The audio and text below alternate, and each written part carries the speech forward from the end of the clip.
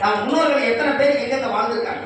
இன்னைக்கு வரைக்கும் நான் ஒன்று சொன்னேன், பூர்வீக சொத்து ஒருத்தர் வைக்கிறீங்கன்னாரு. பூர்வீக சொத்து வைக்கிறீங்கன்னா பூர்வீக சொத்து யாருது ஐயா? சார் பூர்வீக சொத்து யாருது? தாத்தாவுது. சரி, நான் என்ன சொன்னேன்னா, தாத்தா காலம் ஆயிட்டாரு, ஆனா அந்த சொத்து விற்கணும், என்ன பண்ணலான்னு கேட்டாச்சு. இந்த சொத்தை நம்ம என்ன பண்ண அப்படின்னா, தாத்தாவுடைய பாட்டி, தாத்தாவுடைய படமும் பாட்டியோட படத்தையும் ரெண்டையும் கொண்டு போய் அந்த காட்டுல இடம் விற்காத இடத்துல கொண்டு போய் பூர்வீக சொத்துல கொண்டு போய் நீங்க அந்த தாத்தா பாட்டி இடத்த வச்சு அந்த படத்தை வச்சு தலைவாழ இடம் போட்டு அவருக்கு பிடிச்சதெல்லாம் சாப்பிடறதுக்கு வாங்கி வச்சு 2 பேருக்கு மாலை போட்டு நீங்க விளக்கு வச்சு, தாத்தா இது உங்களுடைய மண்ணு தான், நீங்களே ஆசீர்வாதம் பண்ணி எங்களுக்கு இந்த விளக்கு விட்டு கொடுங்கன்னு சொல்லி சாட்சிக்கார காலம் இருக்கிற சண்டைக்கார காலம் இருந்தா பூர்வீக சொத்து இருக்குது.